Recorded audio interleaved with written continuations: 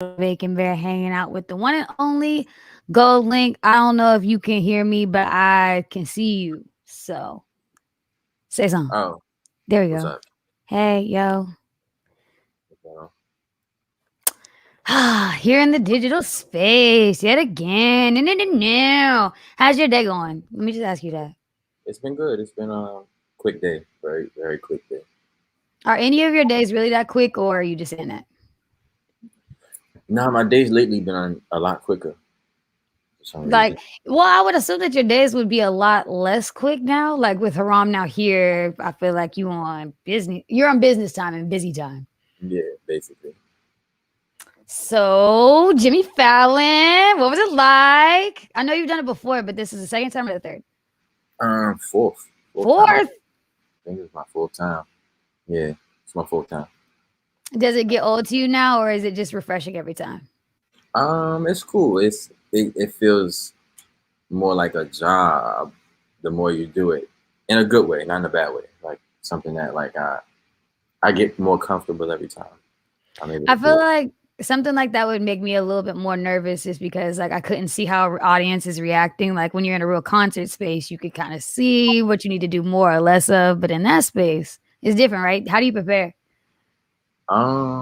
For the fourth time, we didn't really do much. We just kind of just kept it chill. Didn't really make too much of it. You know what I'm saying? And just knew what we was gonna do, type of thing. I thought it was cool seeing the Joy Club chain up there. That was a good look. Yeah, I got signed to them the other day. What? We signed to people? Yeah, well, yeah. Gulp. I'm gonna have to take that up with Ann. I need to know the ins and outs of the Joy Club chain now on TV and now Goldlink is signed to Joy Club. So now that Haram is out, I think that we talked right as it dropped last time, but now that it is here in full fruition, do you feel better? Do you feel good about it? Is it warm to you? I mean, yeah, I've always felt good about it. I felt good about it before I let it go. Because I kind of specifically knew what it was that I was trying to, what I was trying to go for. What were you trying to go for? Just kind of wanted to challenge the sound, and I kind of wanted to challenge the idea of what I built over the last few years, right? Where it's like dancey, very cool, very black kind of brand. I kind of wanted to figure out what the synonym was, and then try to like create an antonym to the brand. What elements do you think that you introduced this time around that you didn't have before? I mean, I think it was a different sonic we were going for. It's like kind of like a different. I don't know how to really explain it, but I'm gonna say like a sonic palette. Like, Um, can I describe it as like texture? I feel like you added yeah, texture to the music. Like if I feel like you didn't approach music like in a very classic or traditional way. right. That's what it kind of was. It was more just like I didn't really go about it the same way. Anything that I felt like I did right on one record, I complete or whatever I did wrong. I tried to fix the things I did right, and then do whatever I don't know. I kind of just focused on what I felt like I was weak at, and kind of tried to do. I mean, would you be able to tell me what you thought that you were weak at that you delivered better on this time around? I'm curious. More so, it wasn't that it's like I'm weak at Or anything. weaker. I know that I have a cool voice. I know I have I know how to make people dance. Like I know what pockets I'm able to hit, and I know the reach of people I can get to. Like I know how, like I know my audience and I know my base. And it really wasn't about appeasing them. It was more about creating longer arms to reach more of a. You know, I feel like artists are sometimes conflicted about like whether they're gonna make the sound that makes them feel good and makes them happy, or whether the sound that their audience is looking for. Do you ever feel conflicted in that way? Nah, never. I never think about the audience ever, ever. What? Come on, you're such an audience person. I didn't know that, but I never think about them, and that's probably why I am one. It's like I never think about like, dang, I hope like they like this. Like I never. I'm just like, this is what I'm doing, and we'll see what happens. Yeah. I said that you give that just because now having seen you in performances over the years, like you always really bring an energy to the stage that I think is special. So I'm curious to know how you'll bring this and bring the texture to the show. Yeah, it'll be interesting to see. We working on it right now. Are you excited for tour season? Because now that I guess things are open and back up, people get to go back outside. Yeah, I mean, it's. I'm very optimistic to see how it's going to be this time around. You know, Visually, how do you intend to bring this out? I guess I think that you approach visuals even to this project a little bit different. What was that song? The single that you dropped, and it looked like a camera down somebody's throat or some crazy shit. I can't even really describe it. What, raindrops? Or No, before that, there was a single. It was like "I'm the greatest fucking rapper" or some shit. There was a single and there was a cover, and it okay, looked like it was like inside someone's body. But like I felt like you were approaching graphics really in a crazy ass way. You know yeah, what I'm talking about? I think so because if we're talking about, I don't know. I think if we're talking about white girls, best rapper. You talking about best rapper in the world as well or something? Yes, I said like the greatest. It was like the best rapper in the world, but there was a crazy visual that went with it. Yes, it was like a quick vignette that we kind of did. Yeah, it was just yeah. I don't know. We just tried to just I don't know. We're just doing everything different. That's all. I can't really explain it. Is there a method to your madness, or are you just like guessing as you go? No, it's definitely a method to everything we're doing right now. Everything's very much planned out. What is planned for the rest of the year? Because I feel like you're so like, you said you're here to challenge, you're here to change. What are you here to challenge more of? Um, you just got to see what we're gonna do. I guess just rolling the rest out. I mean, we. I will say like we didn't want to really do like this long-winded 3 month rolling. We kind of wanted to make like a week impromptu thing and then just like work it out instead of kind of go for first week's week like nah, let's just go for like first 4 years. So that's kind of like the approach that I kind of took with this one. That everybody's kind of like, yeah, this is it's a little challenging and but it's fun and it's interesting. I still think that Cindy's Daughter is definitely my favorite song off the project. Do you have a favorite song that you feel like other people are like really resonating with? I've never heard one answer. Everybody's told me every single song, like everyone from my mom to whoever. They're like, oh, I like this, I like that, I like this, I like that, I like this. And then that same person might change and then be like, nah, I kind of like 202. Nah, I like extra clip. Nah, I like spit on it. Nah, I like the end of spit on it. Nah, I like the beginning of it. It's like, so it always changes. I never had like a definitive, which is funny because I've had like clear, definite ones on other projects. It was like, oh, it might be Joe Ting, it might be you, it might be Crew, it might be Person, it might be. But this one is like, there's no real obvious. Like it's starting to become more obvious because like there's certain records that's taking different like shapes, but then other ones might spike up in numbers. So it's like interesting right now. Do you think that the things that like spike up will be the things that you end up putting videos out for? Like if they're more well received, you'll just go for those ones? Not necessarily. Of course not, because you hit a challenge. That'd be too much like right. Right. So we'll see what happens. It just depends on what it is that we're trying to like represent visually for the album. Like what is the narrative that we're trying to tell? And we'll pick from there.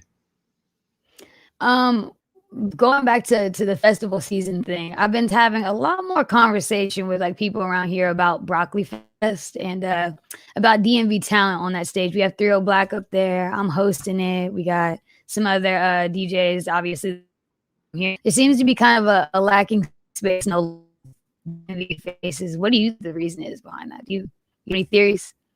What would you like to see if you could? What was the question? It was breaking up. Who go who goes on the Broccoli Fest stage if you could throw some people up there? Like just in general or from the DMV or Yeah. Yeah, I would say locally. I would definitely say locally. Like I said, I've talked to Rico Nasty and just some other like talents in general about the Broccoli Fest lineup and what they want to see more of. Because I feel like between that and True Electro, that is a big thing. I met you at Broccoli Fest, so you've done this. This is where you kind of got your I want to see your roots, but like where you really made a name for yourself. So what would you like to see with the future with it? that's a good question. I'm not too hip to the lineup this year. I know that they had, a lineup last year, and I guess they scrapped that one and have a new one. But I'm not really too fond of. Like, I don't know. I don't know. I thought I know R Lennox was on 2020, and I wish I could see her on 2021. Other than that, I'm not really too sure. Who are you listening to and who do you like from here right now? Who I'm listening to, I like Nah, Lil Nah. Um, yeah, I like Lil I Nah. wish I wish we could all say that we like more Lil Nas because Lil Nas says he's gonna drop something and then he don't drop it and then ain't here yet. But I feel like Lil Nas is like he got things on ice. It could Yeah, work. Lil. Yeah, I think he the future. He's gonna be the one. I think for sure. Um, other than that, that's my favorite right now. So I see you're changing your look a little bit. Was it Yeah. hard for you to cut your hair? Without a leap and a bound, what was your thought process behind cutting your hair? It was another challenge. Like I love like what's scarier as a nick like as a black person to be bald, bro. You Like know, you that nigga. It's okay. uh but yeah, okay. But but like niggas don't want to be bald. Like that's not a cool thing to do. But it really came from also just in London, like the punk culture. It also comes from that as well. Just it's like a very it's a very villainous, evil thing to do. Plus, it's a very punk thing to do as well. So I was just like, that's just what I'm gonna try. I'm gonna try it out. Did you have a hard separation? Because I do know that you. I don't want to say that you seem to be particular about your hair, but I mean, it was a thing for you for a long time. Was it like a hard like? Ugh, Uh, yeah, it was. really? hmm It was. It I was don't like believe you. I gotta let my hair like I'm just cut my. But it's like what it grows back. Like who cares? Like if you like it, you don't like it, it just grows. Like who cares? So I I was say like, that, but I have a big head, and so I got like a lot to lose. I feel like if I shave my head, I don't know who I'd feel like or who I would be. Not that I'm defined by my hair, but shit. you never know. You might just try it. And you might be like, my head's not that big. I don't know. I don't know. You know. um, what are you drawing your aesthetics from as of late? I saw your Jimmy Fallon performance. You had like a third eye going on. What was the vision behind that? What are you drawing that from? Um, from a dystopian future. You know what I'm saying? I feel like it's just like more like the cyber kind of like the punkish thing I think is happening. I think it's like if human algorithm is going the way I think it's going, it's just very dystopian right now. We're like, there's no like one reigning thing right now. It's a lot of niches happening right now. And I feel like it's just like we're living like it's almost like dystopian time right now. Like there's like fire in the ocean and all types of crazy shit going on right now. What do I you just think think that the I'm sorry, say that again. I said, all right, all right, like, end of their destruction, like I'm sorry, I said, can you hear me? Sorry. We're gonna got the booming. I didn't know it. I can hear you. Let's maybe. We said dystopian and then shit stopped working. I know that was crazy. Okay, I hear you though. I'm back. I don't know what happened. Okay, cool. Now I said at the conclusion of the dystopian future. Well, what is the next step? Is it just like complete destruction? Like, what's your imagination bring you? I always had an idea that like everything kind of goes in reverse. Like whatever like the culture is, then it's gonna flip completely on its head and then be the anti-culture. I always felt like it was culture, anti-culture. Like I remember when like when like we had what NSYNC, Britney Spears, and we had very clean cut pop. That was like what birthed the new metal wave, where you have like Fred Durst and like this like Eminem and all of those and DMX, and you had all these anti-stars, right? So when the 90s had their pop moment, the new pop stars started becoming like these very rugged street kind of like down to earth kind of dystopian kind of rock stars. And then after that we had so much of that, and then it oversaturated. They started creating all of these dudes in a lab. Then they started making more clean cuts again. We have the Ariana Grandes and the da da da da da da da. And I think it's just going to go back to where it was before. Can you imagine what the next wave looks like? Can you see it? Say that one more time. Can you see what the next wave of Goldlink? Do you know what that looks like yet? I believe so. You wouldn't tell me if you knew. Nah. I mean, you did say you're here to challenge, so that's cool. Well, of course, I want to send you congratulations to all of this. Out on tour on festival season, are you doing anything to prepare for that? And how are you drawing your inspiration together? Because I know that that's like a daunting period. It's a lot being away from home and stuff like that, being on tour. Yeah, I mean, that's just we kind of just changed the approach of what we're doing. I mean, just naturally touring is just a little different. So I think the preparation is just a little different as well. So I mean, we yeah, yeah, that's it really. Well, Mr. Link, I'll get out of your way. Congratulations. Stay out of trouble. Be well. Always appreciate your time. Yeah. Good luck. Appreciate that. Thank you. Of course.